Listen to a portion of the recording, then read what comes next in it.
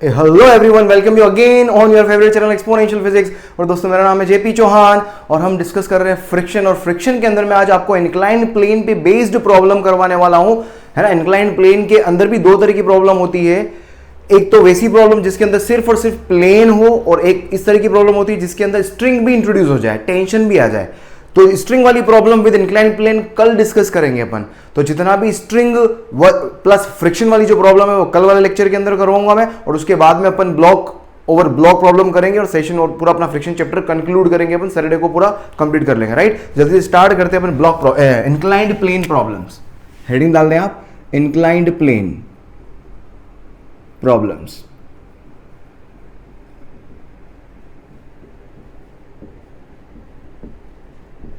Inclined plane problems.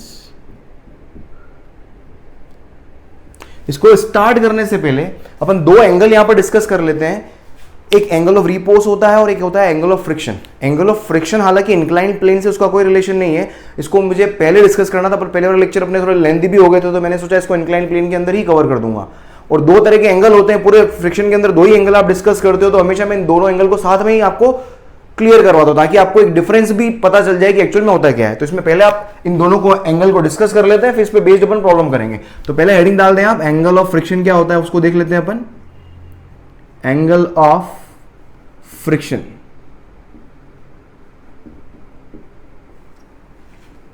Angle of friction theta F क्या होता है कि जब भी कोई ब्लॉक, जब भी कोई लड़की देखूं मेरा दिल दीवाना बोले होली होली, अरे भाई तू पगला गया है। हाँ ठीक है, ये मेरे पास कोई भी ब्लॉक है।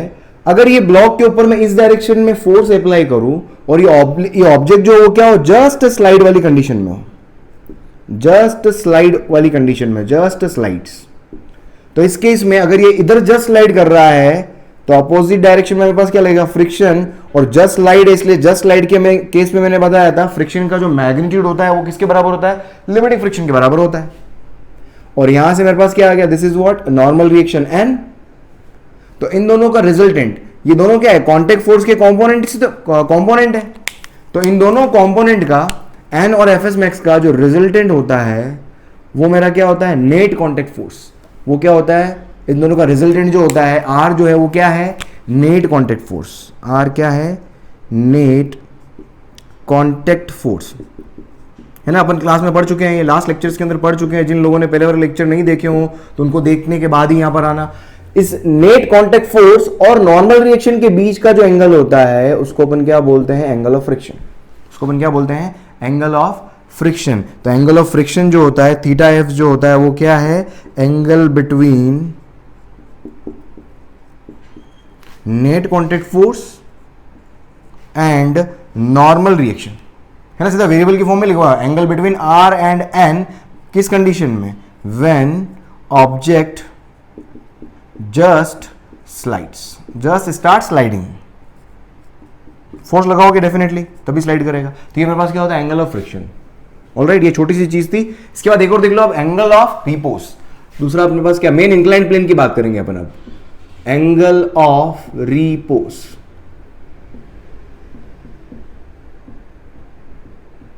एंगल ऑफ रिपोज क्या होता है, इंपॉर्टेंट भी है, थीटा आर से इसको मैं लिख रहा हूं। एंगल ऑफ रिपोज क्या हो गया, इसमें अपन इंक्लाइंड प्लेन को इंट्रोड्यूस करते हैं। इसके अंदर अपन क्या करते हैं, इंक्लाइंड प्लेन की बातें करते हैं। मैं एक इंक्लाइंड प्लेन ले रहा हूं, सपोज ये मेरा इंक्लाइंड प्लेन हो गया। यहां पर एंगल मेरे पास क्या है, थीटा। एंगल क्या है, थीटा। और इसके ऊपर एक ऑब्जेक्ट रखा हुआ है,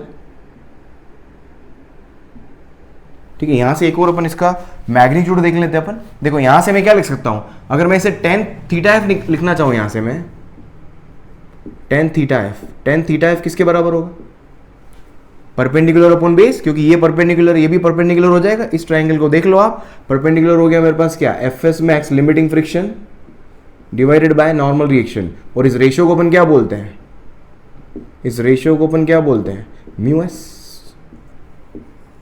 म्यू एस, तो tan थीटा एफ, तो एंगल ऑफ फ्रिक्शन और mu S, coefficient of static friction का रिलेशन अपने को डायरेक्ट ये फॉर्मूला डायरेक्ट अपने को याद होना चाहिए। अगर एंगल दे दे तो म्यू एस आ सकता है। मेरे पास एक ब्लॉक है और मेरे पास एक इंक्लाइंड प्लेन है, ठीक है। ये ब्लॉक जो होगा आप समझना, अगर ये ब्लॉक मेरे पास क्या होता है, सिर्फ सरफेस के ऊपर होता है, सिर्फ यहां पर होता है ब्लॉक, ये ब्लॉक यहां होता है ना, इस जगह, तो ये बिल्कुल स्लाइड करता ही नहीं। अब मैं इस प्लेन को ऊपर उठाता हूं, इस प्लेन को धीरे धीरे ऊपर उठाता हूं, ब्लॉक अभी भी अटका हुआ है, थोड़ा और ऊपर उठाया अभी भी अटका हुआ है, थोड़ा और ऊपर उठाया अभी भी अटका हुआ है। एक कंडीशन ऐसी है कि ब्लॉक नीचे स्लाइड होना स्टार्ट हो जाएगा। तो जब block just starts sliding down the inclined plane, तो उस समय जो भी इंक्लाइंड प्लेन का एंगल होता है उसको अपन क्या बोलते हैं? Angle of repose. Angle of repose is the angle of inclined plane, is the minimum angle of inclined plane. Minimum एक एंगल रखना पड़ेगा इंक्लाइंड प्लेन का, तभी तो ये ब्लॉक नीचे आएगा। तो जब ये ब्लॉक नीचे आएगा तो इसका मतलब इसके ऊपर फ्रिक्शन का लगेगा मेरा अपोजिट डायरेक्शन में, और जस्ट स्लाइड की बात कर रहा हूं तो फ्रिक्शन क्या हो जाएगा मेरा? F S max. फ्रिक्शन क्या हो जाएगा? F S max. और ये मेरे पास क्या आ गया? Normal reaction. ये अपने को समझ में आता। तो एंगल ऑफ रिपोज अगर अपन डिफाइन करें तो क्या होता है? जो थीटा आर जो होता है वो क्या होता है? Minimum angle of inclined plane of minimum angle of inclined plane at which object placed on it just starts sliding down,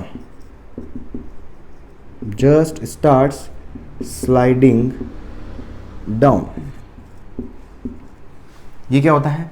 angle of repose. अब देखो यहां से अगर मैं देखूं, अब यहां पर मेरे पास फोर्सेस क्या क्या लग रहे हैं? अगर आप देखो, एक तो मेरे पास ब्लॉक के ऊपर mg के दो कंपोनेंट अगर मैं करूंगा तो एक तो मेरे पास क्या आएगा यहां पर? mg साइन थीटा, ये अपने को बहुत अच्छे से आता है। और एक कंपोनेंट इधर आ जाएगा मेरे पास क्या, क्योंकि ये एंगल मेरे पास क्या है? थीटा है। दूसरा क्या आ जाएगा? mg cos theta. अगर मैं यहां पर एफ एस मैक्स ले रहा हूं तो मतलब डेफिनेटली एंगल ऑफ रिपोज ही होगा, ये एंगल ऑफ रिपोज होगा, ये एंगल ऑफ रिपोज होगा। ये चीज समझ में आ रही है अपने को?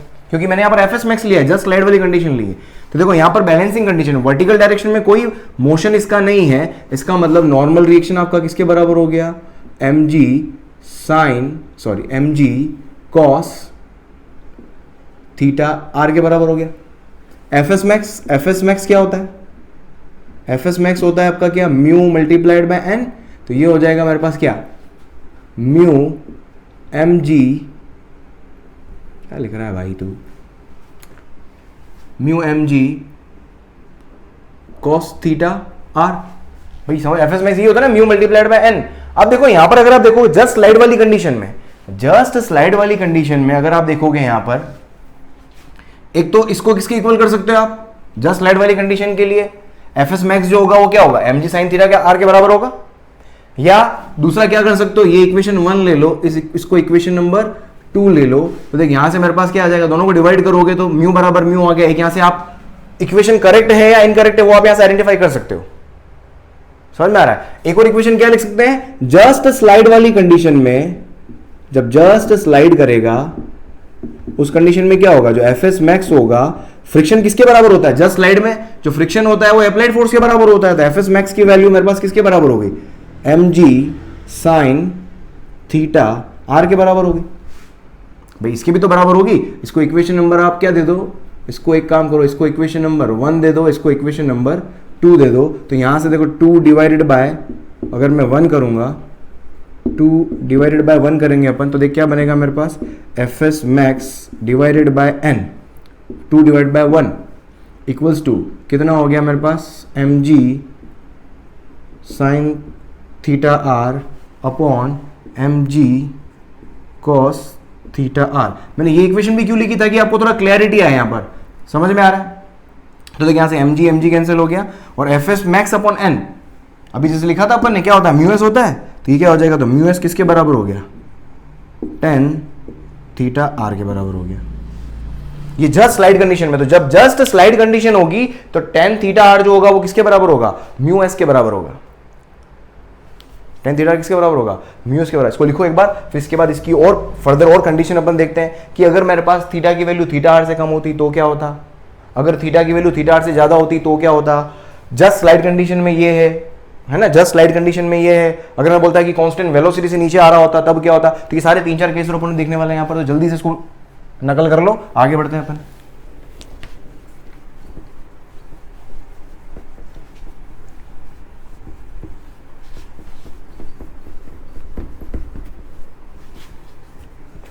डायग्राम बना रहने देता हूँ मैं, डायग्राम बना रहने देते हैं अपन, या वापस बना लो डायग्राम। चल डायग्राम वापस बना लेते हैं यार, ताकि तो थोड़ा व्यवस्थित बन जाएगा आपके पास। ठीक है, ये आपका इंक्लाइंड प्लेन,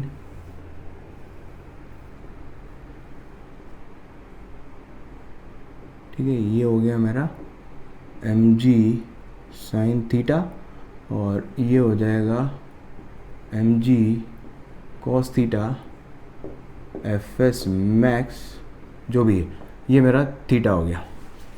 अभी अलग अलग कंडीशन ले रहा हूँ। अगर मैं बोलता कि अगर ये theta less than theta R होता, एंगल ऑफ रिपोज, ठीक है, एक कंडीशन ये होती। दोनों तरफ अगर मैं 10 ले लूँ तो ये क्या हो जाएगा, तो tan theta less than tan theta R. Tan theta R क्या होता है, म्यू के बराबर होता है।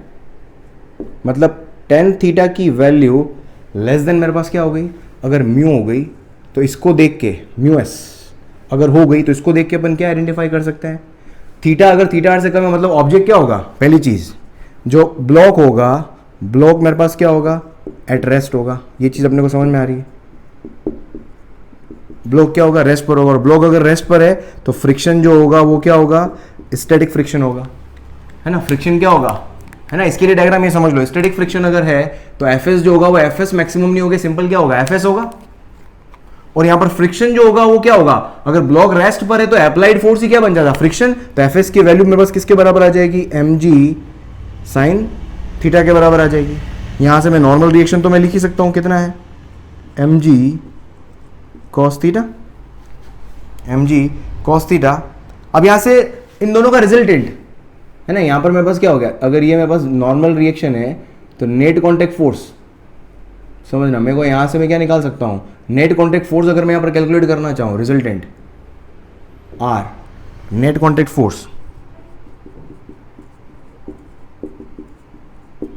अगर अपन नेट कांटेक्ट फोर्स अगर लिखना चाहें जो कि आर है, वो क्या आएगा, अंडर रूट, है ना, F S square plus N square. तो यहाँ से मेरे पास क्या बनेगा, ये अंडर रूट एफ एस का स्क्वायर, मतलब एम जी साइन थीटा का whole square plus M G cos theta का होल स्क्वायर। तो देखो यहाँ से मेरे पास नेट रिजल्टेंट फोर्स कितना आ गया, कॉन्टैक्ट फोर्स कितना आ गया, M G common, M G square होकर बाहर कॉमन आ जाएगा स्क्वायर रूट के, और sine square theta plus cos square theta कितना हो गया, 1। तो आर की वैल्यू किसके बराबर आ गई मेरे पास, एम जी के। तो ये सारे फॉर्मूले आपको पता होने चाहिए। जब ऑब्जेक्ट रेस्ट पर होता है तो फ्रिक्शन क्या होता है, ठीक है। तो ये मेरे पास चीज़ क्लियर होनी चाहिए अपने को। ये थीटा क्या हो, कम हो, जब एंगल कम होगा तो ऑटोमेटिकली रेस्ट पर होगा। अगर मैं theta equals to theta R ले लेता हूं, theta equals to theta R वाली कंडीशन लेता हूं, तो देख क्या होगा, टेन थीटा, जब टेन थीटा की वैल्यू टेन थीटा आर की इक्वल हो जाए, इसमें दो कंडीशन है, इसमें दो कंडीशन है।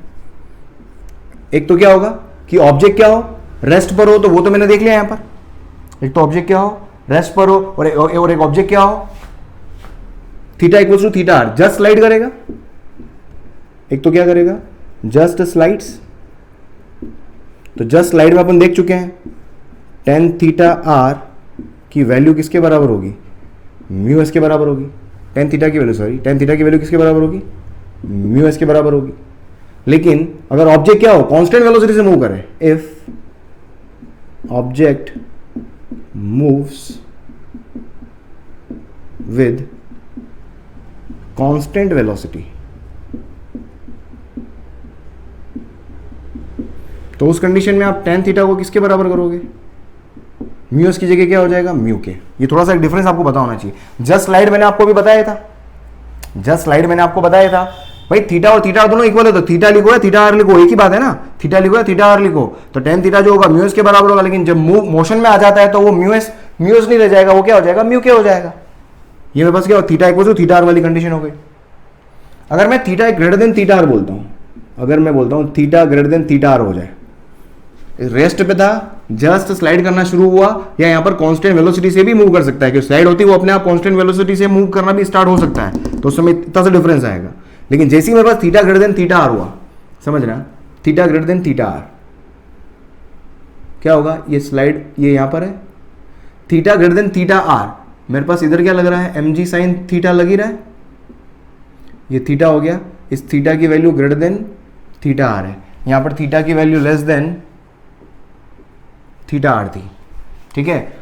ये स्लाइड करेगा और जब ये नीचे स्लाइड करेगा तो डेफिनेटली यहां पर फ्रिक्शन जो होगा वो क्या होगा, काइनेटिक फ्रिक्शन होगा। फ्रिक्शन जो होगा वो क्या होगा, सारी चीजें वापस लिख रहा हूं मैं, है ना। तो टेन थीटा यहां पर क्या हो गया, greater than tan theta, tan theta will be greater than mu S.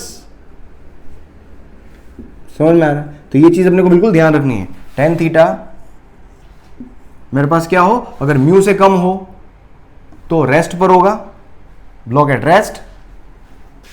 Mu S से ज्यादा हो तो पहली चीज यहां पर क्या निकल के आएगी, तो ब्लॉक जो होगा वो क्या होगा, मूव्स डाउन।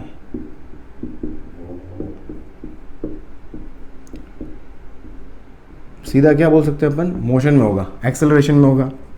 दूसरी चीज क्या लिखी थी अपन ने, फ्रिक्शन। फ्रिक्शन क्या होगा, काइनेटिक फ्रिक्शन होगा। फ्रिक्शन जो होगा वो क्या होगा, काइनेटिक फ्रिक्शन होगा। और F इक्वल्स टू क्या आ गया मेरे पास, एफ के, और एफ के की वैल्यू क्या होगी मेरे पास, एफ के की वैल्यू क्या होगी, म्यू के एन, म्यू के और एन। चाहो तो नॉर्मल रिएक्शन भी यहाँ पर लिख सकते हो आप। यहाँ पर नॉर्मल रिएक्शन कितना हो गया, एम जी, नॉर्मल रिएक्शन तो वही होगा एम जी कॉस थीटा, वो तो क्या होगा, एम जी कॉस थीटा के बराबर ही होगा। ये हो गया फ्रिक्शन।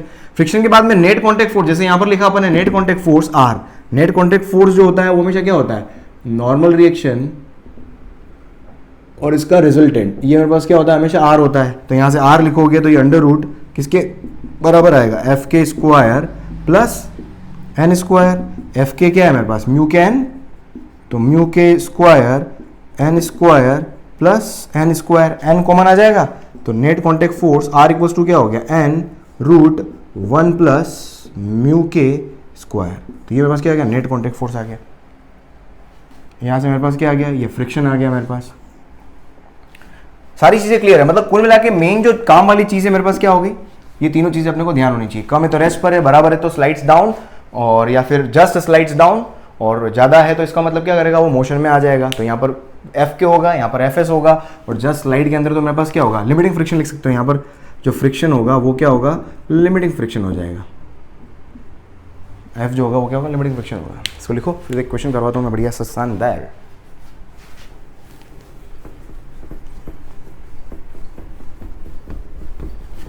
देख सारे कॉन्सेप्ट दे रहा हूँ, क्वेश्चन हो जाएंगे आपसे, ध्यान रखना, गड़बड़ कुछ भी मत करना। कॉन्सेप्ट बिल्कुल दिमाग में रखो, क्वेश्चन खटाखट होंगे। तो मैं ज़्यादातर कॉन्सेप्ट के ऊपर हमेशा कॉन्सेंट्रेट करता हूँ। न्यूमेरिकल भी हालांकि आपको काफ़ी करवाता हूँ मैं, बट स्टिल बहुत सारे न्यूमेरिकल पॉसिबल होते हैं। तो आपको जितनी प्रैक्टिस करोगे उतना कॉन्सेप्ट की अंडरस्टैंडिंग, क्लैरिटी आएगी कॉन्सेप्ट को समझने में। समझ में आ रहा है? तो कई बार होगा किसी क्वेश्चन में अटक भी जाओ, तो मेरे कॉन्सेप्ट को एक बार देखना आप, तो वहां से आपको काफ़ी हद तक आइडिया मिल जाएगा। चलो क्वेश्चन देखो। देखिए इंक्लाइन प्लेन है, 37 डिग्री, 2 किलोग्राम का ब्लॉक ऊपर रखा हुआ है, और म्यू की वैल्यू 0.5 है। अगर म्यू एक ही दिया हुआ है तो समझ जाना। तो यहाँ पर आपको मालूम करना है, find frictional force and acceleration of block. देख सिंपल। अब आपको यहां पर देखना होगा, सबसे पहला काम ये करें आप, यहां पर आप चेक कर ले टेन थीटा और म्यू के अंदर क्या रिलेशन है।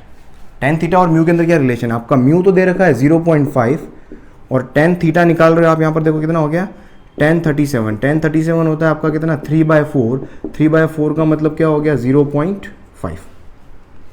1037 कितना हो गया, 3। एक चीज और लिख लो यार, वहां एफ के वाला जो टेबल बनाया था ना, एफ के वाला टेबल, उसमें देखो ये ब्लॉक है, इसके ऊपर फोर्स कितना लग रहा है, एम जी साइन थीटा लग रहा था, और फ्रिक्शन कितना लग रहा था, एफ के बराबर mu K M G cos theta.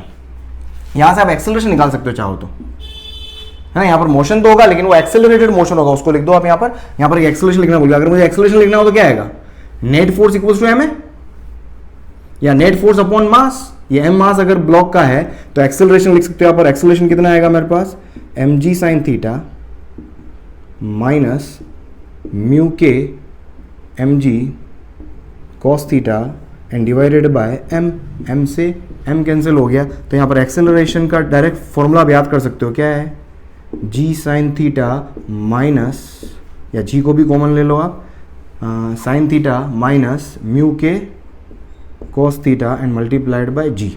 ये एक्सेलरेशन भी आप लिख लो क्योंकि एक्सेलरेशन इसी के अंदर है, तो यहाँ पर एक्सेलरेशन भी कैलकुलेट कर सकते हो एफ के वाले के अंदर, ठीक है, ये डायरेक्ट फॉर्मूला याद कर सकते हो, sign theta minus mu K cos theta जी। अब देखो यहाँ पर मेरे पास 1037 की वैल्यू जो है वो म्यू से ज्यादा आ रही है, 1037 की वैल्यू म्यू से ज्यादा आ रही है, और जब टेन थीटा की वैल्यू, मतलब यहां पर देख रहे हो आप, टेन थीटा की वैल्यू जब म्यू से ज्यादा आएगी तो मेरा फ्रिक्शन जो होता है वो क्या बताया मैंने, काइनेटिक फ्रिक्शन। तो फ्रिक्शन जो होगा वो क्या होगा, काइनेटिक फ्रिक्शन होगा, और काइनेटिक फ्रिक्शन का फॉर्मूला क्या हो गया मेरे पास, mu K M G cos 37। तो क्या हो जाएगा, म्यू के, म्यू और म्यू एक ही दिया हुआ मतलब सब म्यू सेम, तो ये हो जाएगा 0.5 एम, एम कितना है 2 किलोग्राम, जी की वैल्यू 10, कॉस 37 होता है 4/5, तो कितना हो जाएगा भाई, ये पॉइंट हटाया, 0 कैंसिल, 5 से 5 कैंसिल, 4 दूनी 8 न्यूटन। ये मेरे पास क्या आ गया, फ्रिक्शन आ गया। और उसके बाद में और क्या, काइनेटिक फ्रिक्शन है तो एक्सेलरेशन तो आएगा, और एक्सेलरेशन का फॉर्मूला सीधा देख लो, वहां पर अभी लिखवाया मैंने। एक्सेलरेशन क्या हो जाएगा मेरे पास, sign theta minus mu K cos theta multiplied by जी। तो यहां से देखो फॉर्मूला, एक्सेलरेशन कितना आ गया मेरे पास, साइन थीटा, थीटा की जगह क्या है 37 डिग्री, साइन 37 3/5 होता है। बेटा वो ट्राइंगल याद रख लो यार ना, प्लीज प्लीज याद रख लें आप। म्यू के की वैल्यू कितनी होगी, 0.5 into cos 37 4/5 and whole multiplied by 10। तो देख फाइनली कितना आ गया मेरे पास, ये पॉइंट हटाया नीचे 10, 5 से काट दिया 5, तो ये हो जाएगा 5 छंग 30, 0.6 माइनस 0.4 एंड मल्टीप्लाइड बाय 10 कितना हो गया, 6 में से 4 का 0.2 into 10, 2 metre per second square. तो ये मेरे पास क्या आ गया, एक्सेलरेशन आ गया और ये फ्रिक्शन आ गया, दोनों आ गया। जल्दी से लिख लो इसको, फिर आगे बढ़ते हैं अपन, है ना। फिर अगला प्रश्न एक और करवाता हूँ मैं। हाँ हे भगवान,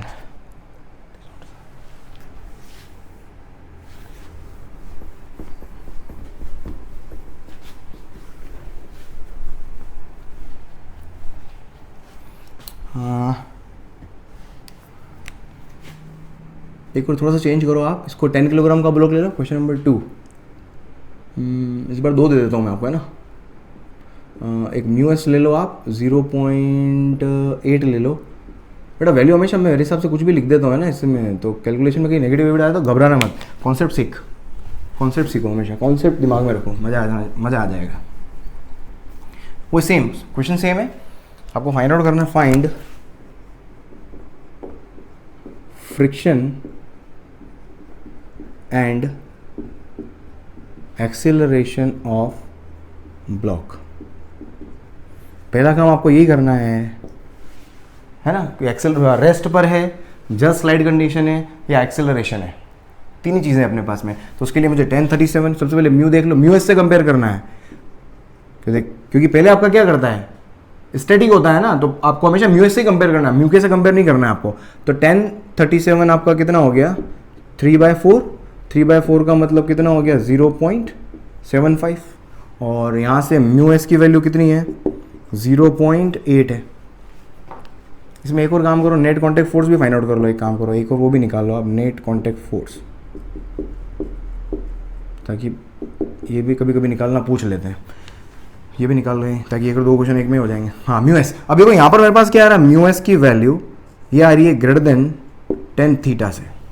म्यू आपका 10 थीटा मतलब फ्रिक्शन ज़्यादा है मतलब रुका, एंगल ज़्यादा है मतलब चला, फ्रिक्शन ज़्यादा है मतलब रुका, मतलब ये क्या हो गया, तो ये अगर ज़्यादा है इसका मतलब क्या हो गया, रेस्ट पर है, रेस्ट पे आते ही एक्सेलरेशन की वैल्यू तो मेरे पास क्या हो गई 0। चल भाई एक्सेलरेशन का खेल तो खत्म।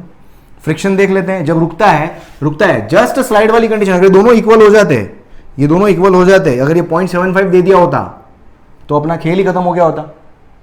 सिंपल फ्रिक्शन क्या होता है, एफएस मैक्स के बराबर हो जाता। तो यहाँ पर फ्रिक्शन क्या होगा मेरा, स्टैटिक फ्रिक्शन होगा, फ्रिक्शन जो होगा स्टैटिक होगा, और स्टैटिक की वैल्यू कितनी mg साइन 37, ये फ्रिक्शन होगा। m कितना है मेरे पास 10 किलो का है, g कितना हो गया 10, साइन 37 3/5, 5 दूनी 10, 20 तिया 60 न्यूटन। ये मेरे पास क्या आ गया, फ्रिक्शन की वैल्यू आ गई। नेट कॉन्टैक्ट फोर्स लिखना है, नेट कॉन्टैक्ट फोर्स इसमें क्या था, रेस्ट के केस में नेट कॉन्टैक्ट फोर्स mg के बराबर था। अभी तीनों जो मैंने बताए थे वहां पर, तीनों कंपेरिजन बताया था, नेट कॉन्टैक्ट फोर्स किसके बराबर था, mg के बराबर, डायरेक्ट याद रख mg। तो r इक्वल्स टू क्या हो गया मेरे पास mg, और इधर क्या था मेरे पास, normal reaction under root 1 plus mu K का स्क्वायर, मेरे लाल mg यम, और g कितना है 10, कितना हो गया भाई 100 न्यूटन मेरे पास क्या हो गया, या फिर fs और म्यू निकाल के भाई सीधे याद रखो आप, बहुत सारे रिजल्ट आप सीधे याद रखोगे तो वहां पर काफी फायदा होगा आपको। और म्यू के तक तो जाने की जरूरत ही नहीं पड़ी मेरे को यहाँ पर, है ना, म्यू के तक तो अपने को क्वेश्चन में जाने की जरूरत ही नहीं पड़ रही, क्वेश्चन आपका यहीं सॉल्व हो चुका है। चलो जल्दी लिखो फिर और आगे बढ़ते हैं अपन और अच्छे से, जल्दी लिखो। लिख लिया, चल देख क्वेश्चन देख नेक्स्ट।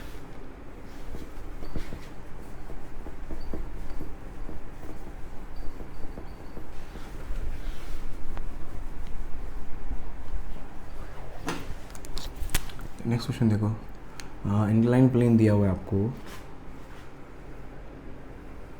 ठीक है, 60 डिग्री पर इंक्लाइन प्लेन है, और यहाँ पर एक ब्लॉक है, ये आपके किसी बुक कुछ डेटा 6 किलोग्राम है बुक के अंदर वाला, ये बुक किसी बुक के अंदर क्वेश्चन है इस तरह का कुछ, आपको म्यू एस दे रखा है 0.6 और म्यू के दे रखा है आपको 0.4, ठीक है। यहाँ पर क्या लगा रहे हो आप, एक फोर्स F लगा रहे हो, आपको क्या मालूम करना है, फाइंड F। 3 कंडीशन में, पहला व्हेन 6 किलोग्राम एट रेस्ट, जब 6 किलोग्राम क्या हो, रेस्ट पर हो। दूसरा when moves down with constant velocity,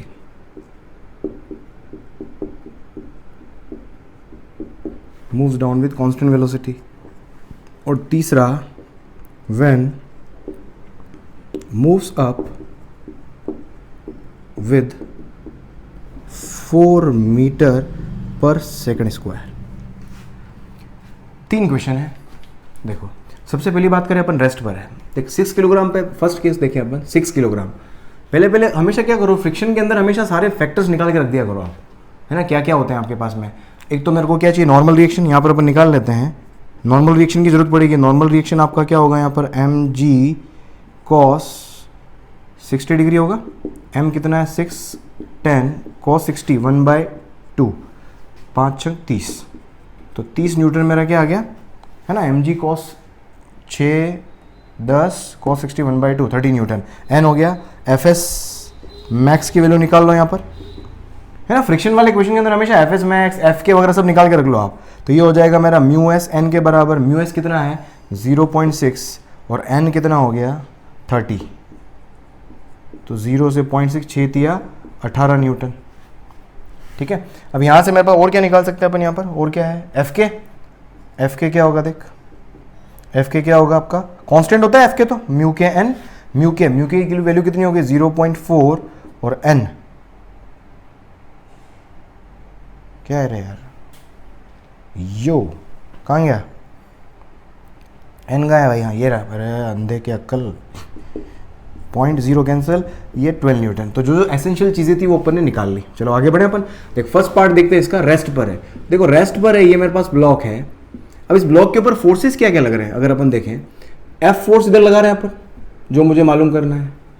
इधर मेरे पास क्या लग रहा है, एम जी साइन थीटा, एक एम जी साइन थीटा भी लिख लें यहाँ पर अपन, एम जी साइन थीटा की वैल्यू भी लिख लेते हैं अपन, एम जी साइन 60, एम जी साइन 60 कितना होगा, एम होता है मेरे पास कितना होता है, क्या मतलब 6 10 साइन 60 √3/2, 2 से काट दिया, 2 3 जा 10, ये हो गया 30 इंटू 1.73, 17 तिया 51।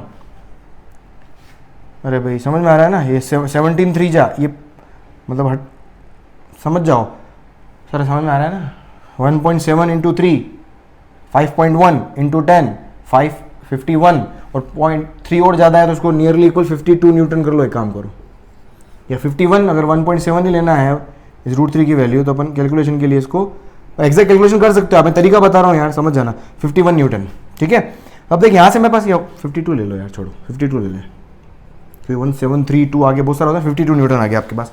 तो देख इधर मेरे पास क्या आ रहा है, एम जी साइन थीटा लग रहा है, 52 न्यूटन लिख रहा हूँ सीधा मैं, ताकि आप वैल्यूज ध्यान रखिए अपने को, 52 न्यूटन। और एफएस, और यहां पर मेरे पास क्या रहेगा, फ्रिक्शन। अगर रेस्ट पे रखना है, रेस्ट पे रखोगे, मैक्सिमम फ्रिक्शन की वैल्यू कितनी हो सकती मैक्सिमम फ्रिक्शन की मैक्सिमम पॉसिबल वैल्यू कितनी है, 18 न्यूटन। ये 18 न्यूटन। फ्रिक्शन मैक्सिमम कितना रोक सकता है, फ्रिक्शन जो है भाई, एक चीज समझ में आ रही, फ्रिक्शन उधर लगेगा या इधर लगेगा, वो किस बात पे डिपेंड करता है कि एफ की वैल्यू कितनी है। लेकिन मुझे रेस्ट पे लेना है, तो रेस्ट पे अगर मुझे लेना है, समझो फ्रिक्शन, अगर मेरे पास ये एफ नहीं लगाता, मैं एफ अगर मैं नहीं लगाता, तो फ्रिक्शन की मैक्सिमम वैल्यू कितनी आ गई मेरे पास, एफ एस मैक्स, जो कितनी होती 18 न्यूटन। कितनी होती 18 न्यूटन, है ना। अप्लाइड फोर्स ही, अगर ऑब्जेक्ट रेस्ट पर है तो अप्लाइड फोर्स ही फ्रिक्शन होता है, ऐसा क्या मैंने बोला है। लेकिन फ्रिक्शन की मैक्सिमम वैल्यू तो 18 न्यूटन है ना, तो अप्लाइड फोर्स भले आपका 52 न्यूटन है, इसका मतलब ये नहीं हो गया कि फ्रिक्शन की वैल्यू 52। फ्रिक्शन की मैक्सिमम पॉसिबल वैल्यू आपकी कितनी होती है, 18 न्यूटन ही है, तो 18 न्यूटन से ज्यादा फ्रिक्शन होगा नहीं, तो फ्रिक्शन कहीं ना कहीं कम पड़ रहा है, तो ऑब्जेक्ट नीचे जाएगा। इसका मतलब मुझे कहीं ना कहीं अगर इसको रेस्ट पे लेना है तो दोनों फोर्सेस मुझे बैलेंस करने पड़ेंगे, मतलब एक एडिशनल एफ मुझे ऊपर की तरफ लगाना होगा, तभी मेरा क्या आएगा, रेस्ट पर आएगा। तो 52 must be equals to what, F plus 18। तो यहां से एफ की वैल्यू कितनी आ गई मेरे पास, 52 माइनस 18 कितना हो जाएगा, ये 20 माइनस करे तो 32 और 2 जोड़ दो 34, कितना आ गया मेरे पास 34 न्यूटन। ये रेस्ट पर हो गया। सेकंड देखो यहां पर, सेकंड क्या दिया हुआ है कि when moves down with constant velocity. Moves down with constant velocity का मतलब देखना, देख 52 इधर लग ही रहा है और ये नीचे जा रहा है कांस्टेंट वेलोसिटी v से, इसका मतलब मोशन अगर नीचे है तो डेफिनेटली फ्रिक्शन आपका इधर ही लगने वाला है। अरे फ्रिक्शन समझ में आ रहा है, फ्रिक्शन इधर ही लगने वाला है, मोशन इधर है तो फ्रिक्शन इधर ही लगने वाला है, लेकिन ये मोशन में है इसलिए फ्रिक्शन आपका क्या होगा, यहां पर एफ के होगा, और एफ के की वैल्यू कितनी है आपके पास 12 न्यूटन। और फोर्स, अब इधर मुझे फोर्स कितना लगाना है वो मुझे मालूम करना है। कांस्टेंट वेलोसिटी का मतलब क्या हो गया, एक्सेलरेशन जीरो।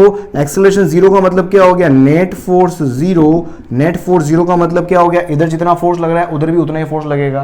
इसका दोनों फोर्सेस को क्या कर दो, बैलेंस कर दो, तो कितना हो गया 52 बराबर कितना हो गया एफ प्लस 12, तो कितना हो गया, तो एफ की वैल्यू कितनी आ गई 52 माइनस 12 कितना हो जाएगा, ये मेरे पास 40 न्यूटन आ जाएगा मेरे पास अप्लाइड फोर्स। थर्ड क्या बोला इसने कि object moves up with 4 metre per second square. मेरे पास ये प्लेन है, मूव्स अप विद,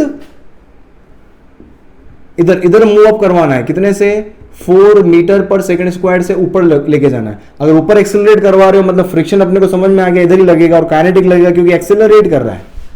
और एफ के की वैल्यू कितनी है मेरे पास 12 न्यूटन, और आपका 52 न्यूटन तो इधर लग ही रहा है, 52 mg साइन थीटा तो हमेशा नीचे लगेगा ना। बस बचा क्या मेरे पास, ये फोर्स एफ। तो अब इधर एक्सेलरेट करवाना है तो क्या लिखोगे, net force equals to mass into acceleration. ऊपर एक्सेलरेशन है मतलब F minus 52 plus 12 equals to mass कितना है 6 किलोग्राम, और इनटू एक्सेलरेशन कितना हो गया 4, तो ये हो जाएगा F equals to 64 plus 24 60 70 80 88, calculation देख लेना यार भाई, 88 न्यूटन इज द आंसर। क्या हो गया, फोर्स हो गया। इसमें सारे आपके फ्रिक्शन का डायरेक्शन किस तरीके से स्विच कर रहा है यहां से यहां पर, तो आपको थोड़ा सा कॉन्सेप्ट की क्लियरिटी आएगी, समझ में आया। चलो जल्दी लिखो इसको, देखो और आगे बढ़ते हैं अपन, और आगे बढ़ते हैं, बढ़िया बढ़िया क्वेश्चन कर रहा हूं मैं। और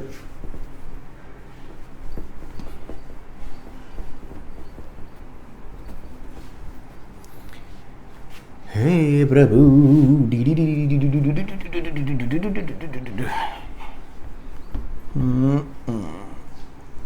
लिखो रे भाया, लिखो जल्दी, लिखो। देख, अरे देख तो रहे हो रे, भाग तो नहीं गए।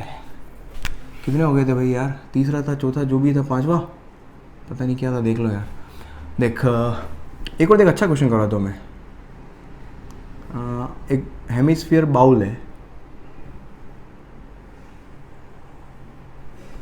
ना, इसका रेडियस जो भी है, हाँ इसके सरफेस का म्यू है, म्यू की वैल्यू ले लो आप 0 पॉइंट, या म्यू ले लो, स्टैंडर्ड रिजल्ट निकाल लेंगे, चल बेटा वेरिएबल ले लेंगे। यहाँ पर क्या है, एक बंदर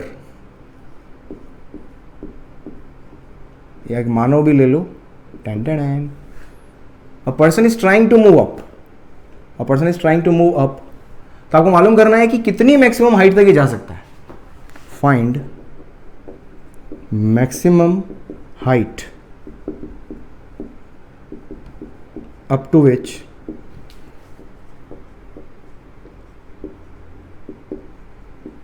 person can reach, can move, जो भी है यार, मूव लगा लो.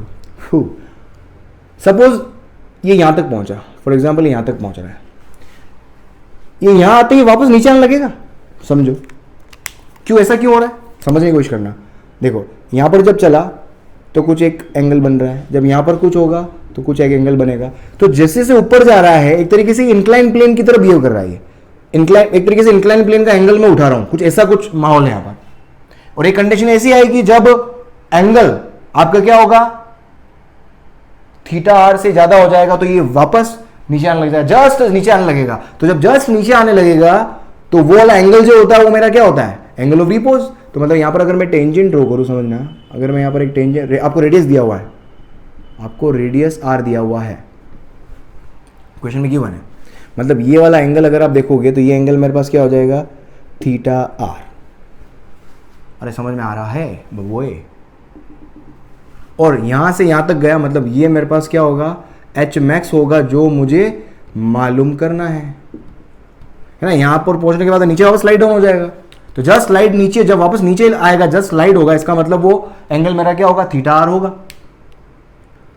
अब जनरली हमेशा ये जो हेमिस्फेरिकल बाउल वाले क्वेश्चन में हमेशा इस ट्रायंगल को टारगेट करो आप, हमेशा ये कई बार आपको करना पड़ेगा, इस ट्रायंगल को टारगेट करें आप हमेशा. ये वाला ट्रायंगल देखो आप हमेशा, जो भी एंगल दिया होता है इस ट्रायंगल में उस एंगल को ले आओ. देखिए ये थीटा आर है, तो ये कितना हो गया, थीटा आर. ये मेरे पास 90 माइनस थीटा आर, तो ये वापस कितना हो जाएगा, थीटा आर. ट्रायंगल भाई राइट एंगल ट्रायंगल है ना, एक एंगल मेरे पास 90 माइनस थीटा है, तो दूसरा क्या होगा, थीटा. इतना फीलिंग आना चाहिए आपको फिजिक्स के अंदर. ओ भाई क्लियर, ये थीटा.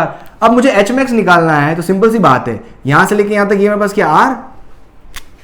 देख तो एच मैक्स, तो सिंपल एच मैक्स निकालोगे तो एच मैक्स बराबर कैसे निकालोगे आप, आर में से ये पूरा आर है और ये लेंथ कितनी होगी, ये आर है, तो ये क्या होगा, आर कोस थीटा.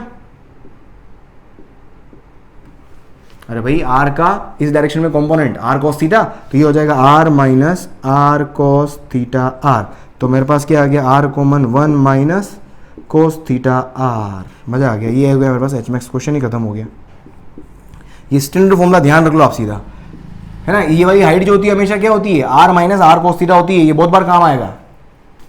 अब यहां पर मुझे क्या दे रखा है, मुझे थीटा तो मैंने एज्यूम किया था, यहां पर थीटा मुझे मालूम नहीं है, तो यहां पर अपने को टेन थीटा मालूम है क्योंकि म्यू दिया हुआ है.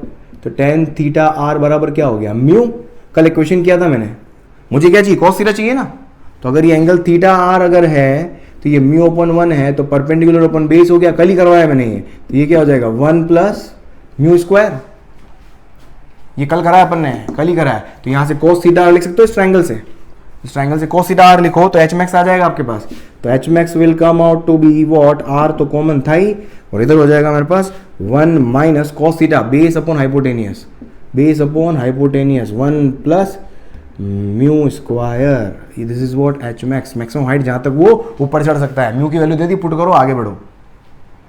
ओ भाई और समझ में आया को. देख इसका एक और, इस तरह का एक क्वेश्चन और भी पूछते हैं एग्जाम के अंदर, कई बार देखने को मिलेगा आपको कि मेरे पास ये हेमिस्फेरिकल बाउल जो है उसका रेडियस नहीं देखे, आपको कुछ ऐसा क्वेश्चन दे दे, आपको एक पैराबोला टाइप दे, एक पैराबोला दे दे और उसका इक्वेशन दे दिया मेरे को y equals to X square या y equals to 2x square, है ना. ये पैराबोला का इक्वेशन है, इस तरह का शेप दे दिया और अगेन सेम क्वेश्चन, ठीक है. यहां से आप म्यू की वैल्यू ले लो कितनी, 0.5. तो आपको क्या फाइंड आउट करना है, वही same question, find the maximum height up to which person can move. Maximum height जहां तक पर्सन मूव कर सकता है. तो देखो सपोज पर्सन यहां तक मूव कर सकता है, तो बस यहां पर क्या करो आप, टेंजेंट ड्रॉ करो. यहां पर क्या ड्रॉ करो, टेंजेंट. ये मेरा एंगल जो होगा वो क्या होगा, थीटा आर होगा. ये एंगल क्या होगा, थीटा आर. ये पी पॉइंट पर क्या है, ये तो मैक्सिमम हाइट हो गई मेरे पास जहां तक वो चढ़ सकता है. या इसमें क्वेश्चन एक काम करो, मैक्सिमम हाइट नहीं लिख के आप एक काम करो, कोऑर्डिनेट्स निकाल लो इस पी पॉइंट के। फाइंड कोऑर्डिनेट्स ऑफ, ताकि आपका एक्स और वाई दोनों ही क्लियर हो जाएंगे, एक ही क्वेश्चन में हो जाएंगे। Find coordinates of point position up to which person can move up, है ना। कोऑर्डिनेट्स निकालना है। कोऑर्डिनेट्स निकालने का मतलब क्या हो गया, इसके कोऑर्डिनेट होंगे, ये मेरा ओरिजिन अगर है, क्योंकि पर्सन यहां से यहां तक जा रहा है, तो एक्स में जा रहा है, अगर इधर जा रहा है एक्स, हाइट पर जा रहा है वाई, है ना, और ये पैराबोला के ऊपर प्रेजेंट अगर कोई पॉइंट है, तो ये इक्वेशन आ गई मेरे पास, y और x का रिलेशन आ गया मेरे पास। मुझे मालूम क्या करना है, x और y मालूम करना है, तो एक simple tan theta r, tan theta क्या होगा, ये इस पे एक टेंजेंट ड्रॉ करी है मैंने, तो इसको मैं बोल सकता हूं ये क्या है, टेंजेंट है। टेंजेंट बोलो या स्लोप बोल दो अभी, ये किसको क्या बोल सकता हूं मैं, स्लोप। कहां पर, एट x, y पर ये स्लोप है, एक ही बात है। यहां मैं इसको क्या बोल सकता हूं, dy by D x. Differentiation अगर आपने वीडियो नहीं देखा है तो मेरा डिफरेंशिएशन जाके चैनल के ऊपर जाके समझो आप। tan थीटा ही स्लोप होता है, tan थीटा ही टेंजेंट होता है, tan theta he dy by D x होता है, tan थीटा ही डिफरेंशिएशन होता है, डेरिवेटिव होता है। देख dy बाई डी एक्स, तो यहां से देख मेरे पास tan थीटा क्या हो गया, म्यू। पी पॉइंट पर क्या होगा, tan थीटा म्यू के बराबर होगा, और म्यू की वैल्यू दे रखी है आपको 0.5, तो tan थीटा म्यू के बराबर हो गया, तो mu equals to dy by D X. dy by D X मतलब 2x स्क्वायर का डिफरेंशिएशन, 2 तो कांस्टेंट, 2x स्क्वायर का डिफरेंशिएशन 2 तो कांस्टेंट, और x स्क्वायर का क्या होगा, 2 तो कांस्टेंट, x स्क्वायर का 2x, तो म्यू की वैल्यू कितनी है मेरे पास 0.5 इक्वल्स टू 4x। तो यहां से मेरे पास कितना आ गया, तो x की वैल्यू कितनी आ गई 0.5 डिवाइडेड बाय 4, 0.4 एकम 4, 4 दुनिया 8, 4 पंजे 20, सही है क्या, 0.125। और ये सारा क्या मेरे को अगर x और y मीटर में दिए हुए हैं तो इसको मीटर में ले लो आप, और यहाँ से y निकालना है, तो y इक्वल्स टू क्या है मेरे पास, 2x स्क्वायर दिया हुआ है, y इक्वल्स टू क्या 2x स्क्वायर दिया हुआ है, तो ये कितना हो जाएगा 2 मल्टीप्लाइड बाय 0. अरे यार इतना आप स्क्वायर कर लोगे, तो ये हो जाएगा मेरा 2 इंटू 0.25 डिवाइडेड बाय, है ना, इसका स्क्वायर कर दिया मैंने, 5 का स्क्वायर, तो 2 से काट दिया 8, तो ये 0.08 या 24, 0.03 मीटर, सही लिखा क्या, 0.03, फिर वापस और देख लेना 1 आ जाएगा आपके पास, 0 लगाया। अरे क्लियर, जल्दी लिख इसको, देखो और आगे बढ़ते हैं, पर बढ़िया बढ़िया सवाल और बढ़ते हैं आगे। हाँ लिख लिया, देख अगला प्रश्न देखें, और कितने हो गए, 6 हो गए। देखिए अच्छा इंक्लाइन प्लेन का एक और अच्छा क्वेश्चन कराता हूँ, देख मैं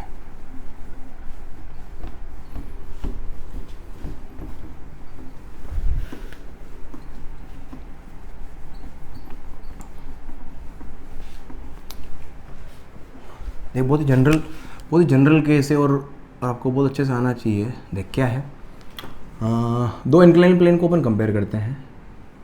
देयर आर 2 इंक्लाइन प्लेन्स, ठीक है, एक ये थीटा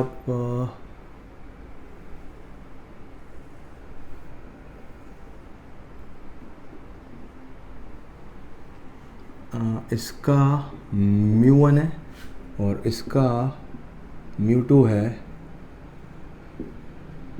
m2, और यहाँ पर ब्लॉक रखा हुआ है m1, ठीक है। और क्या चाहिए भाई साहब, बहुत बढ़िया शानदार।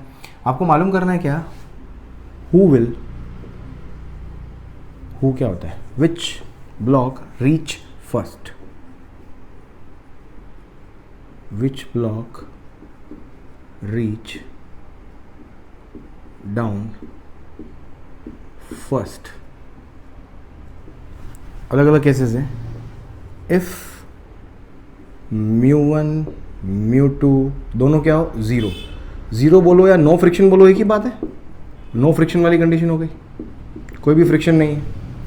दूसरा इफ μ1 इक्वल्स टू μ2, तीसरा इफ μ1 की वैल्यू ग्रेटर देन μ2, चौथा यहाँ पर एक ले लो आप m1 ग्रेटर देन m2 ले लो, चलो ये हो गया। और पांचवा चौथा एक और ले लो कि अगर मैं थीटा को भी theta one greater than theta two ले लेता हूँ मैं फॉर एग्जांपल, ठीक है। एंड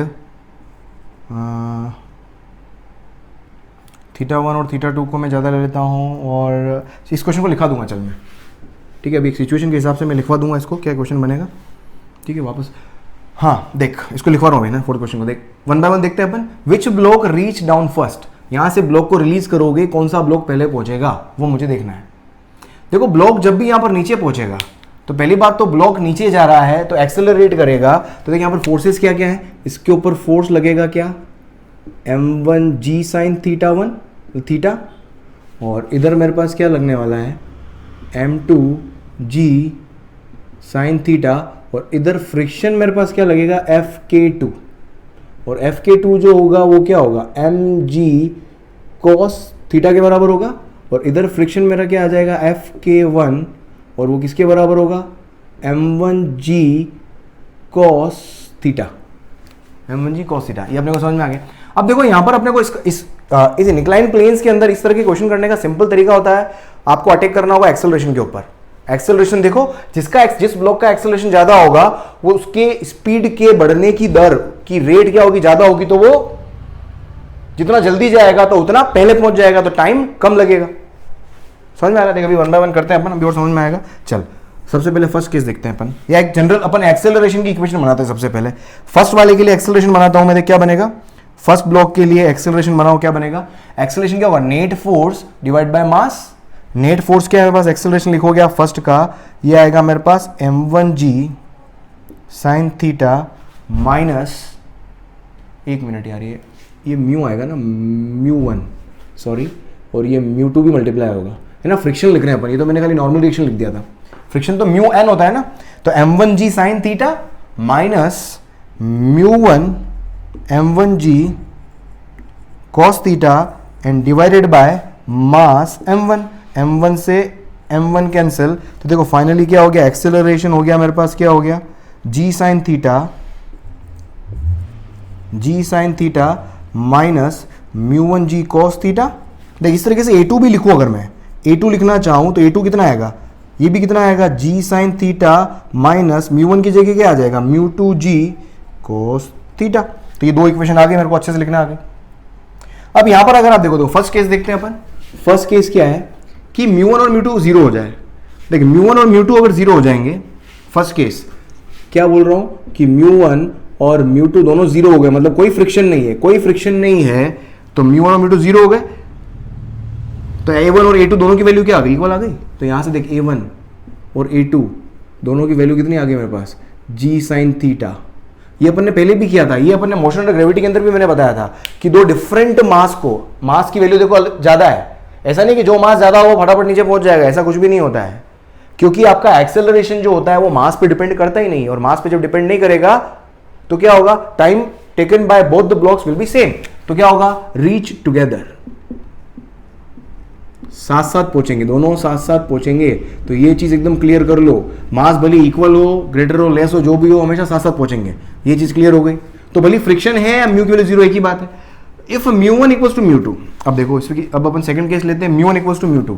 अगर मैं म्यू1 इक्वल्स टू म्यू2 अगर मैं लूंगा, समझना, देख ये म्यू1 और म्यू2 दोनों इक्वल हो गए, इसका एक्सप्रेशन क्या बन जाएगा, g sine theta minus mu one cos theta. इसका एक्सप्रेशन क्या बन जाएगा, जी साइन थीटा माइनस, इसको भी म्यू1 लिख देता हूं, म्यू1 cos थीटा। दोनों सेम हो गए, दोनों क्या हो जाएंगे, सेम हो जाएंगे। तो म्यू1 और म्यू2 इक्वल है, तो उस केस में भी क्या आ रहा है, एक्सेलरेशन, दोनों का एक्सेलरेशन क्या आ रहा है, सेम आ रहा है। और जब दोनों का एक्सेलरेशन सेम आएगा तो क्या होगा, साथ साथ पहुंचेंगे भाई, टुगेदर, रीच टुगेदर, दोनों क्या होंगे, साथ साथ पहुंचेंगे। ये भी चीज क्लियर है अपने को। थर्ड देखो यहां पर, थर्ड क्या है, इफ म्यू1 इज ग्रेटर देन म्यू2, अगर म्यू1 की वैल्यू ग्रेटर देन म्यू2 होगी, समझना, अगर मेरे पास म्यू1 ग्रेटर देन म्यू2 है, म्यू1 अगर बड़ा है, समझना, अगर म्यू1 बड़ा है तो ये वाला फैक्टर बड़ा होगा, म्यू1 बड़ा है तो ये वाला फैक्टर बड़ा होगा। ये वाला फैक्टर जितना आप ज्यादा होगा उतना ए की वैल्यू उतनी कम होगी। समझो, समझो क्या बोल रहा हूं मैं, देख क्या बोल रहा हूं कि अगर मेरा म्यू1 अगर ज्यादा है म्यू1 ज्यादा है तो म्यू1g साइन थीटा भी ज्यादा होगा, और म्यू1g साइन थीटा अगर ज्यादा है तो a1 की वैल्यू क्या होगी, कम होगी, है ना, a1 कम आएगा। और यहां पर देखो मेरे पास क्या है, म्यू2 की वैल्यू क्या कम है, ये क्या कौन सा केस है, म्यू1 ग्रेटर देन म्यू2 वाला केस है ना। म्यू2 अगर कम है, म्यू2 कम होगा तो म्यू2g साइन थीटा भी मेरे पास कम होगा, और ये वाली वैल्यू जितनी कम होगी उतना कम सब्ट्रैक्ट होगा जी साइन थीटा में से, तो a की वैल्यू उतनी ही ज्यादा आएगी, तो एक्सेलरेशन a2 का क्या होगा, बढ़ेगा, ज्यादा आएगा। अब a2 का एक्सेलरेशन ज्यादा है, मतलब कुल मिलाकर क्या हो गया, a2 की वैल्यू a1 से ज्यादा आ गई, इसका मतलब क्या हो गया, एक्सेलरेशन जिसका ज्यादा होगा वो पहले पहुंचेगा। सो सेकंड ब्लॉक, तो second reach first, reaches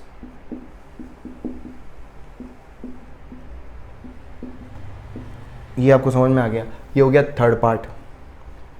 fourth part में क्या पूछना चाह रहा हूं कि अगर थीटा वन ग्रेटर देन, क्योंकि थीटा पे भी तो डिपेंड कर रहा है, अगर थीटा वन थीटा टू से ज्यादा हो जाए तो क्या सिचुएशन होगी, वो अपने को यहां पर हैंडल करनी है। देखो वहां पर एक्सप्रेशन के अंदर अगर आप देखोगे, अगर थीटा वन मेरे पास थीटा टू से ज्यादा हो जाए, और साथ में मैं क्या बोल रहा हूं, म्यू वन इसमें ले लो, म्यू वन और म्यू टू को इक्वल ले लो, ताकि समझने में थोड़ा अंडरस्टैंडिंग आ जाएगी, बहुत ज्यादा कॉम्प्लिकेटेड नहीं करके, मतलब कुल मिला के एक्सप्रेशन समझाना चाह रहा हूं।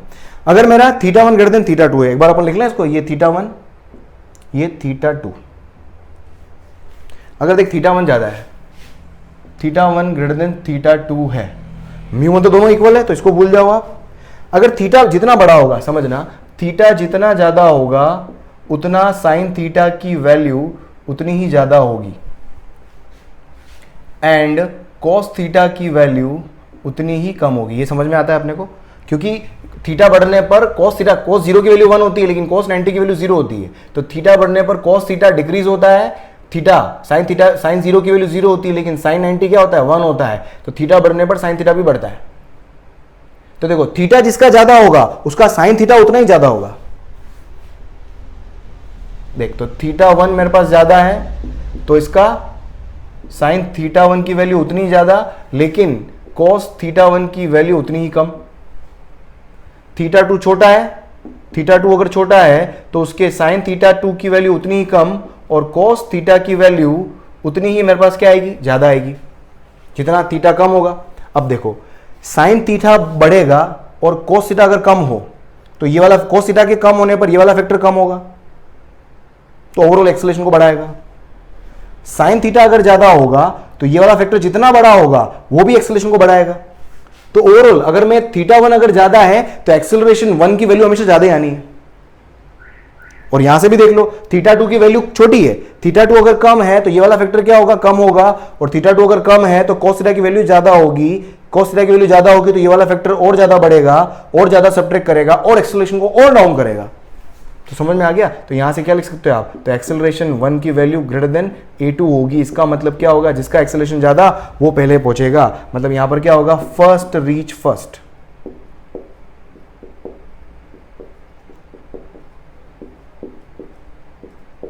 अरे भाई समझ में आ रहा है बबुआ, क्लियर। चल जल्दी लिख इसको, फिर आगे एक और क्वेश्चन बोला था बढ़िया धमाकेदार शानदार बहुत बढ़िया।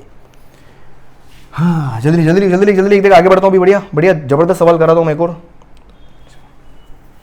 उससे एक रिजल्ट निकालेंगे अपन, एक कंक्लूजन निकालेंगे अपन एक।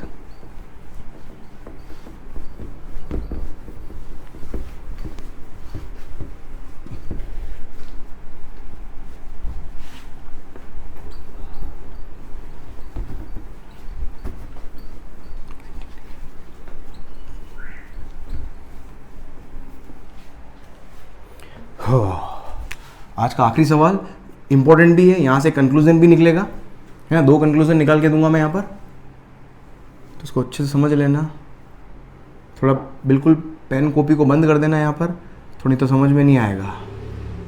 अच्छा क्वेश्चन इसलिए लास्ट में ले रहा हूँ, बीच में ले लेगा तो पहले ही भाग जाते सब। 2 किलोग्राम का ब्लॉक है और म्यू की वैल्यू ले लो आप 0.5। इसके अंदर आपको क्या करना है, यहां पर मैं लगा रहा हूं फोर्स F को मालूम करना है, फाइंड रेंज ऑफ F। फिर एक जनरल फॉर्मूला निकालूंगा यहां से मैं, है ना, range of F such that block does not slide,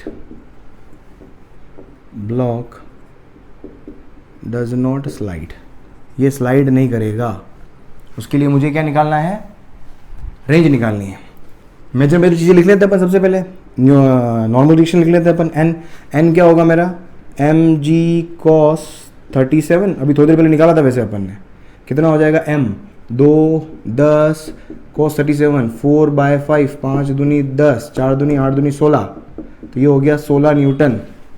फिर यहाँ से एफ एस मैक्स निकाल लेते हैं अपन। एफ एस मैक्स होता है तेरा म्यू इंटू एन, म्यू कितना है 0.5 इंटू एन कितना है 16, 16 पंजे 16 का आधा 8 न्यूटन। और क्या जरूरत पड़ेगी अपने को, एम जी, इस तरह अभी करा था अपन, एम जी साइन 37 की वैल्यू, एम जी साइन 37 क्या होगा, एम कितना हो गया 2, जी हो गया 10, साइन 37 3/5, 5 दूनी 10, 2 दूनी 4 तिया 12, कितना हो गया मेरे पास 12 न्यूटन। बहुत ही बढ़िया, जबरदस्त, शानदार परफॉर्मेंस का मजा आ रहा। अब देख, अब इसको ध्यान समझना, मुझे रेंज निकालनी है, समझना ये रेंज का मतलब क्या हो गया, समझने की कोशिश करना। यहाँ पर देख, बहुत खूबसूरत क्वेश्चन है। फिर एक जनरल फॉर्मूला याद करवाऊंगा, सीधा रिजल्ट याद करना, लेकिन आपको उसको क्लैरिटी आनी चाहिए वो फॉर्मूला आया कहाँ से, समझ।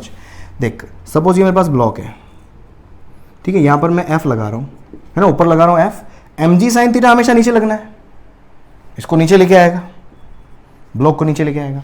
मुझे ब्लॉक को रेस्ट पे रखना है, कितना फोर्स लगाऊं कि ब्लॉक को रेस्ट पे रखना है। ब्लॉक को रेस्ट पे रखने के लिए फ्रिक्शन की वैल्यू एक मैक्सिमम वैल्यू होती तो ब्लॉक रेस्ट पे रहता है। मैं बोल रहा हूं कि भाई सपोज मेरा फ्रिक्शन कितना हो गया, एफ एस मैक्स, कंडीशन ये हुई कि मेरा फ्रिक्शन कितना हो गया, for example F S max, और एफ एस मैक्स की वैल्यू कितनी है 8 न्यूटन। अभी समझना, अभी समझ में नहीं आया होगा, अभी क्यों लिया मैंने एफ एस मैक्स क्यों लिया, अभी समझ में आएगा धीरे धीरे। देख, अब ये रेस्ट पर होगा, एफ एस मैक्स ले लिया, इसका मतलब रेस्ट पर है, एफ एस मैक्स मतलब रेस्ट पर है। अब ये रेस्ट पर है, इसका मतलब क्या हो गया, दोनों तरफ फोर्सेस को इक्वल करना पड़ेगा, मतलब 12 इक्वल्स टू एफ प्लस 8, तो एफ की वैल्यू कितनी आ गई मेरे पास 4 न्यूटन, मतलब एफ कितना लगाना पड़ेगा 4। ये चीज समझ में आई अपने को, एफ कितना लगाना पड़ेगा 4, मतलब एफ 4 न्यूटन लगाऊंगा इस डायरेक्शन में, तो ऑब्जेक्ट क्या रहेगा, रेस्ट पर, ऑब्जेक्ट क्या रहेगा, रेस्ट पर। अब देखो और समझना, अगर मैं सपोज यहां पर मेरे पास 12 तो है ही है, फ्रिक्शन जरूरी थोड़ी आपका एफ एस मैक्स ही हो, मैं बोल देता हूं फ्रिक्शन आपका सपोज 7 न्यूटन होता, एफ एस मैक्स कितना होता, सॉरी एफ एस की वैल्यू कितनी होती, सपोज 7 न्यूटन होती, कम भी तो हो सकता है, एफ एस मैक्स से अगर कम भी फ्रिक्शन होगा तो उस केस में भी क्या होगा, रेस्ट पर ही तो होगा। अगर ये 7 होता, ये रेस्ट पर है, तो फोर्स को कितना होना होता बैलेंस करने के लिए, 12 माइनस 7 कितना होना होता, 5 न्यूटन होना होता। अगर देख सपोज और समझ, अगर मैं इधर तो मेरे पास 12 लग ही रहा है, इधर और इधर, इसको और बढ़ाता हूं मैं 8 न्यूटन करता हूं, सॉरी कम करना है इसको, अगर मैं 5 न्यूटन कर दूं तो इधर कितना लगना पड़ेगा, इधर 7 न्यूटन लगाना पड़ेगा अपने को, ये फोर्स एफ है ना। फोर्स को जैसे जैसे बढ़ा रहा हूं मैं, तो कहीं ना कहीं फ्रिक्शन का मैग्नीट्यूड कम होगा ना, तभी तो मेरे फोर्सेस बैलेंस होंगे और ऑब्जेक्ट क्या होगा, रेस्ट पर बना रहेगा, क्योंकि फ्रिक्शन की value less than equals to F S max है, तो ऑब्जेक्ट हमेशा रेस्ट पे ही रहने वाला है। ये देख, अगर मैं और बढ़ाता हूं, देख ये मेरे पास 12 है, समझना, अगर मैं इसको क्या कर देता हूं, फॉर एग्जांपल फ्रिक्शन को मैं कर देता हूं 1 न्यूटन, फ्रिक्शन को कितना कर देता हूं मैं 1 न्यूटन, भाई कम हो सकता है ना कितना, तो ये कितना हो जाएगा, इसको बैलेंस करने के लिए 12 में से 1 गया, तो फोर्स की वैल्यू मुझे एटलीस्ट 11 न्यूटन लगानी पड़ेगी। फ्रिक्शन 0 भी तो हो सकता है, फ्रिक्शन 0 लेकिन फिर भी बैलेंस्ड, फ्रिक्शन 0 लेकिन फिर भी बैलेंस्ड।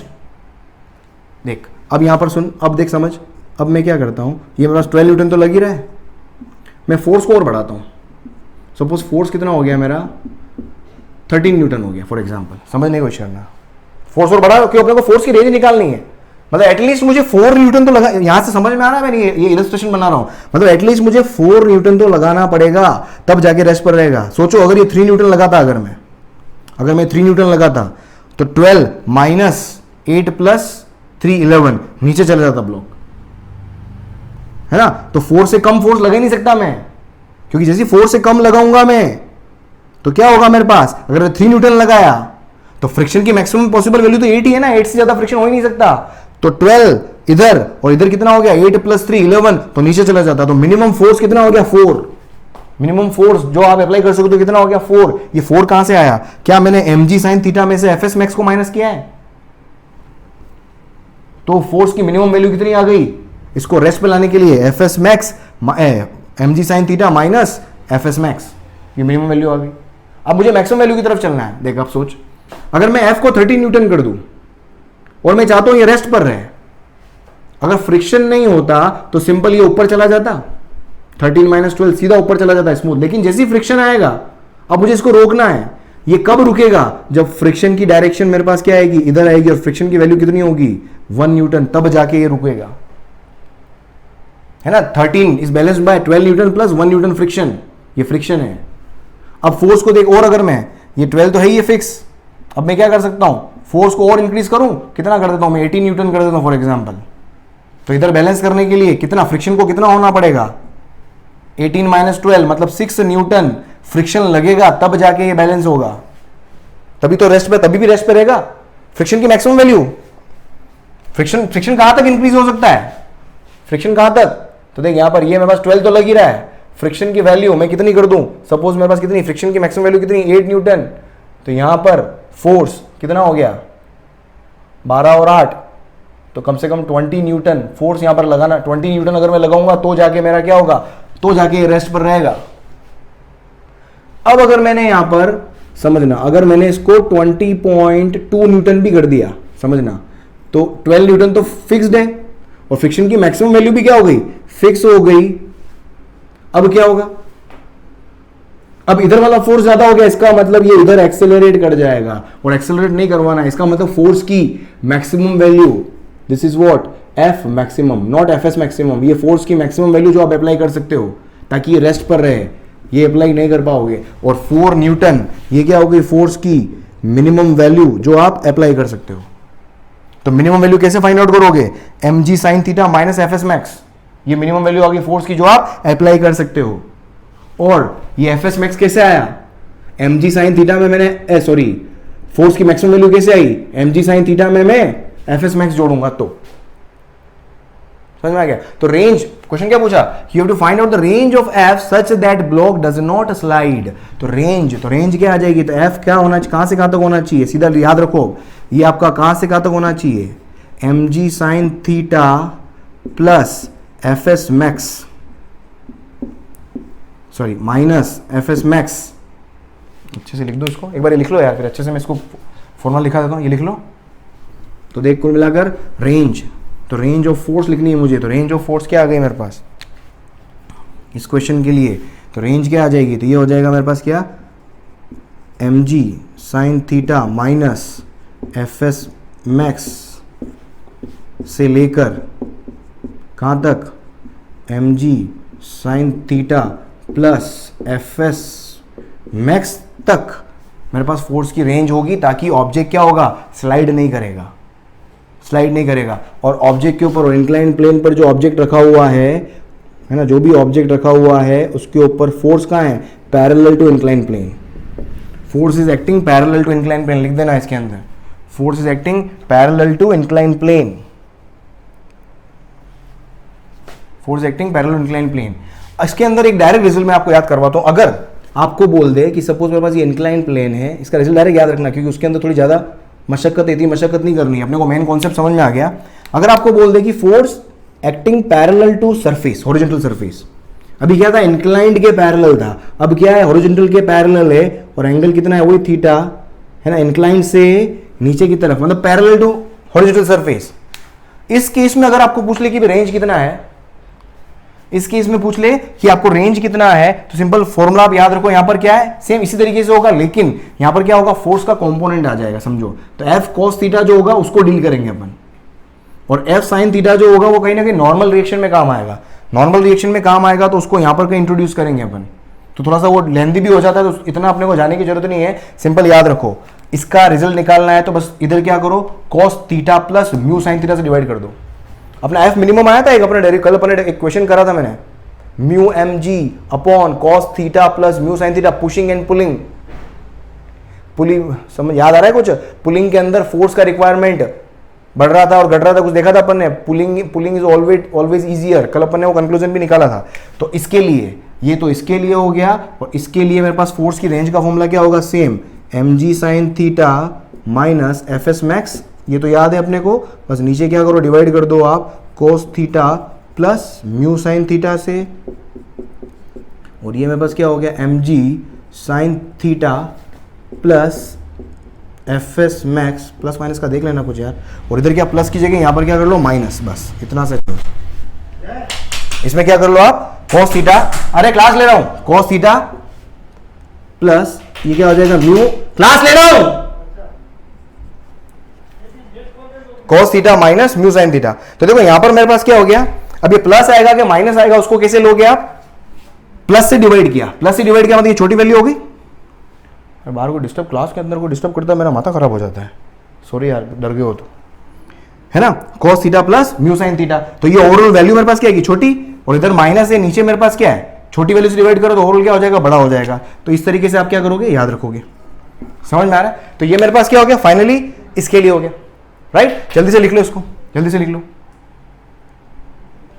ओके राइट देन दोस्तों, तो आज का लेक्चर अगर आपको बहुत अच्छा लगा हो, खूबसूरत लगा हो, तो उस वीडियो लेक्चर को जल्दी से लाइक करें, शेयर करें, और अगर और भी इस तरह के वीडियोस चाहते हैं तो जल्दी से आप बेल आइकन के ऊपर क्लिक करके जाए, ताकि आने वाले वीडियोस आपको इसी तरीके से उसके नोटिफिकेशन आपको टाइम टू टाइम मिलते चले जाएंगे। कल फिर हाजिर होता हूं सेम टाइम इवनिंग के अंदर 7 o'clock।